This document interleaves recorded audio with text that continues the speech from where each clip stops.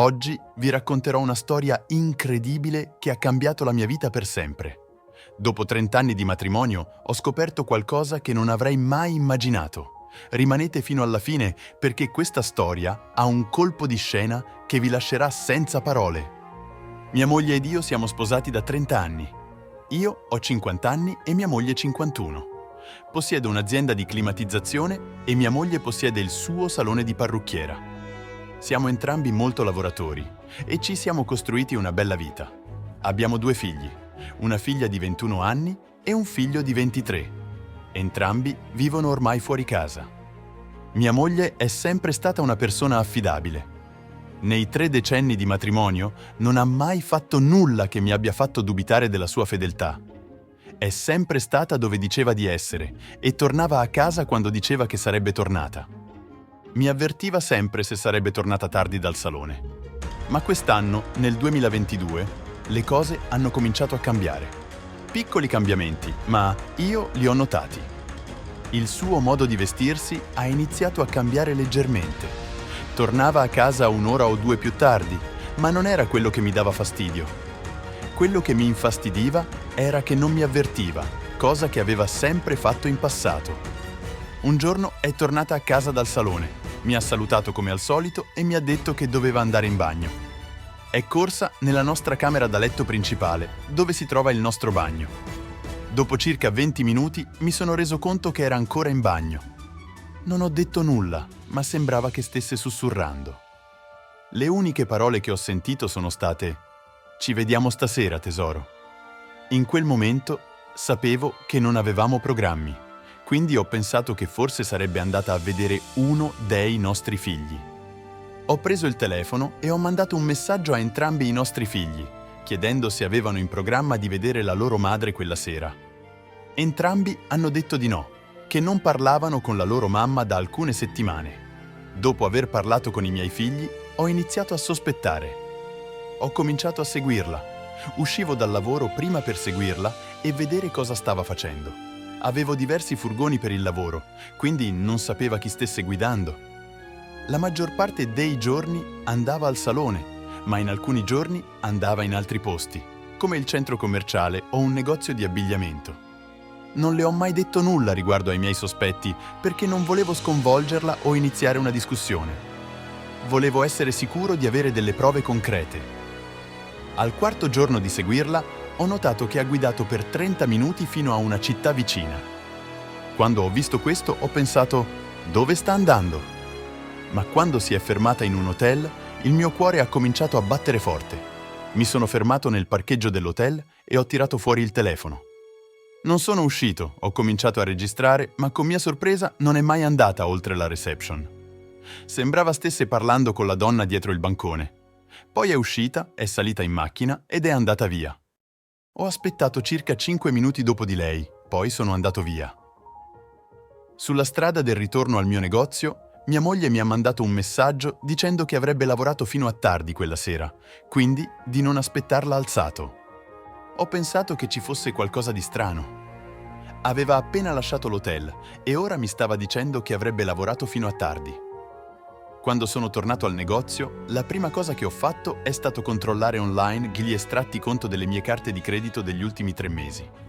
Volevo vedere se avesse mai usato una delle mie carte di credito per pagare l'hotel. Non c'erano addebiti su nessuna delle mie 4 carte di credito. Quindi ero un po' confuso.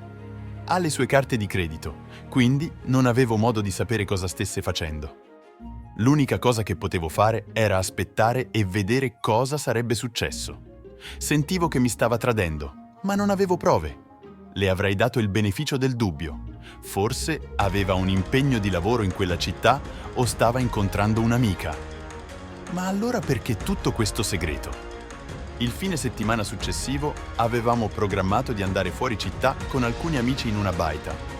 Mia moglie mi ha detto che avrebbe dovuto lavorare fino a tardi venerdì e che mi avrebbe raggiunto lì. Non volevo andare da solo. Quindi le ho detto che l'avrei aspettata. Mia moglie non si è presentata. Non mi ha chiamato né mandato un messaggio, niente. Era una cosa molto grave, un enorme campanello d'allarme. Siamo sposati da 30 anni e all'improvviso tua moglie non ti risponde né ai messaggi né alle chiamate. Così sono andato al salone di bellezza. Era buio e sembrava chiuso, ma ho visto la sua macchina nel parcheggio. Ho cominciato a camminare intorno alla parte posteriore del salone e lì l'ho vista. Era in una zona appartata con un ragazzo giovane. Lo stava baciando e abbracciando. Non potevo credere ai miei occhi. Mi sentivo come se stessi per vomitare. Volevo affrontarla, ma volevo anche avere delle prove. Così ho tirato fuori il telefono e ho iniziato a registrare. Devono avermi sentito perché il ragazzo ha smesso di baciarla, ma mia moglie ha continuato ad abbracciarlo. Alla fine ha guardato nella mia direzione e allora l'ho affrontata. Ha cercato di darmi una scusa, ma io ho riso e me ne sono andato. Non tutti riescono a mantenere la calma come ho fatto io. Mentre tornavo alla mia auto, ho chiamato i miei amici con cui dovevamo andare alla baita e ho annullato tutto. Ero così sconvolto che non riuscivo nemmeno a parlare. Sono tornato a casa e ho fatto una piccola valigia. Poi sono andato in hotel per restare lì qualche giorno e schiarirmi le idee.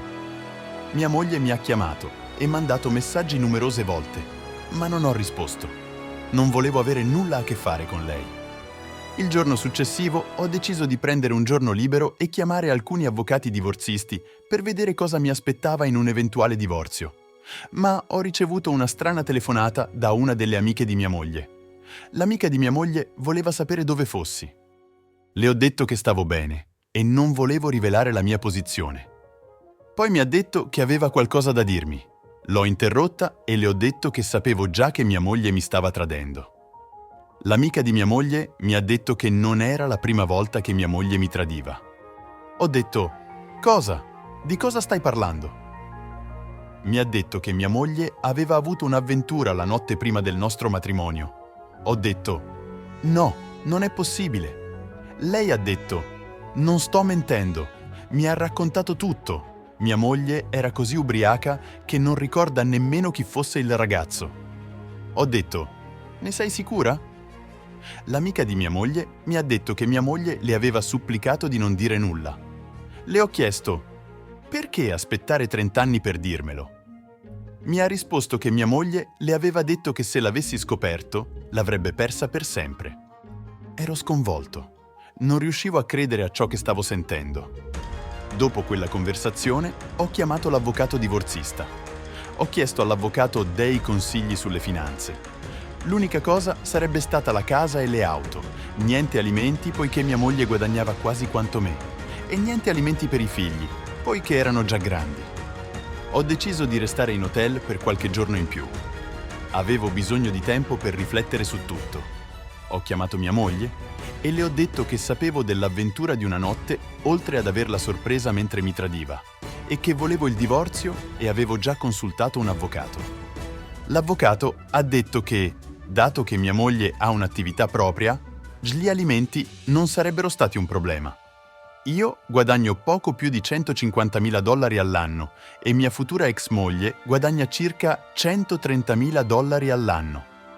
Che cosa fareste voi al mio posto? Fatemi sapere nei commenti e se vi è piaciuto il video, non dimenticate di lasciare un like, iscrivervi al canale e attivare la campanella per non perdere nessuno. Dei nostri prossimi video. Alla prossima!